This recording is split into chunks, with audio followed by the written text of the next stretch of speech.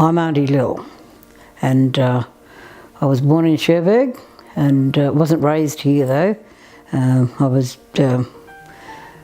When my dad got a job at the Wandi Forestry, and my parents got exemption and they moved to Wandi, and until my mum had passed away.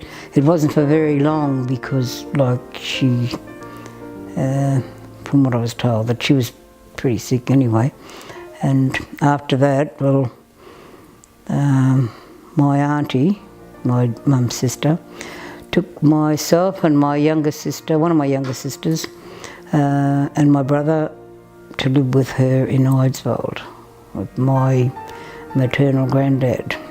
My dad was married before he married my mum and had 3 children, 2 sons and a daughter. And in circumstances, I suppose, and he met my mum, and then they got married and had 11 children. So they didn't muck around, and in those days they didn't have TV. Well, because we lived under the Act and we were ruled by protectors, so-called protectors of our mob, our people. And I couldn't understand that, because, I've got to tell you this, my grandfather, I'm very proud of my grandfather, he went and fought in World War I. He went to Egypt. My paternal granddad, that is, yeah. And I couldn't understand that. I couldn't understand why a man would go and fight for this country where we weren't allowed to do anything. We weren't allowed to go, they wouldn't have been allowed to do anything at all. They weren't even allowed to speak their lingo.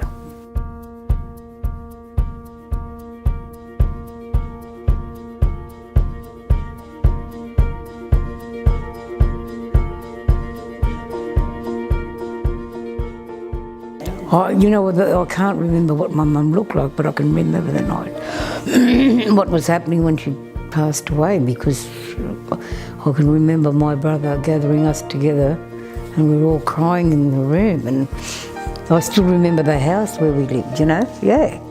And the girl that lived next door, her name was Claire. We were all separated. Well, I don't know the reason behind it all, because, my dad was still working. He still worked then before he passed away, So I don't know, but I did have a rough life, me and my brother and sister. And even though he worked hard and, sent her money for us and other material things, we never ever got it. Then from there we went to Rockhampton with the 3 of us, my brother and sister. We went with our cousins to Allenstown School, state school.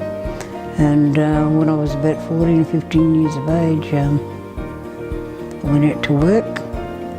I was 13 and a half years old anyways when I first went out to work, and it wasn't a very good upbringing for the 3 of us. And so when I was about 16, I took off, I went. My brother left before that and he promised he'd come back and get us, and he never ever did, so yeah, but I ended up in Brisbane, yeah. Got a job there working at a doctor's surgery, just doing housework and that mainly, because they lived on it was really good, so, and I had my own money, I was independent, and I could live independently. I didn't have to worry about anybody else except for my siblings.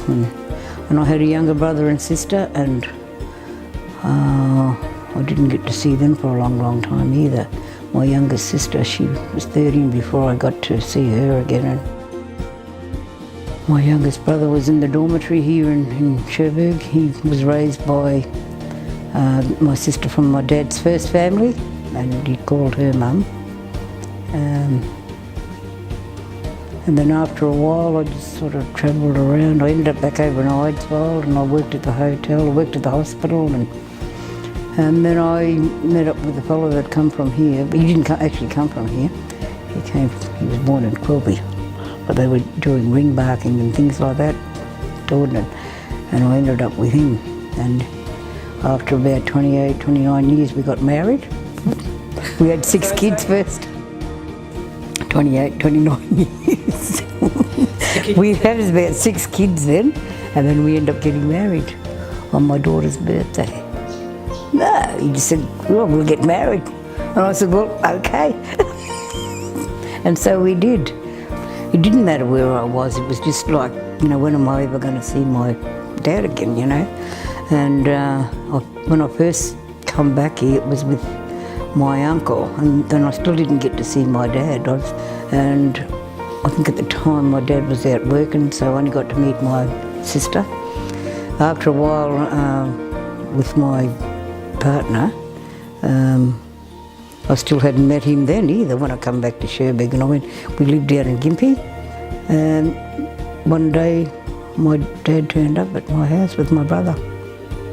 And he did try to, he did come to Rockhampton to see us, but we weren't allowed to see him. There was lots of other things too that happened that we didn't know about, especially about the money business, and like things like my sister sending us material for dresses to be made and things like that, and the money that was sent every fortnight from some friends of my dad. The fellow used to work at the forestry with my dad. We didn't see it. Oh, I still love going to school.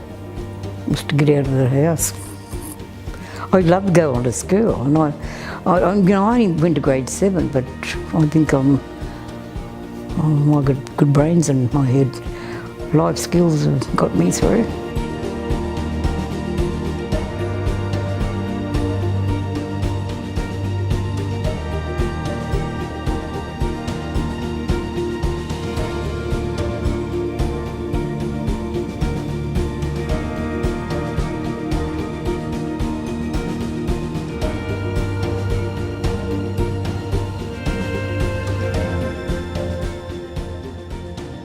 So that was a big thing, that was a big plus, and I was a big part of that, and I'm very proud of myself because we actually got an award from the Premier at the time. The thing is, I think this is how I always think, because if we stick together, we all can make a difference.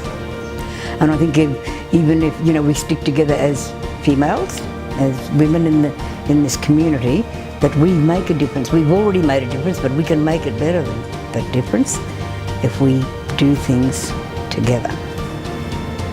I've come back to where I come from, and I don't think I'd ever leave. Mama, I found someone like you said would come along. He's a sight so unlike any man I've known.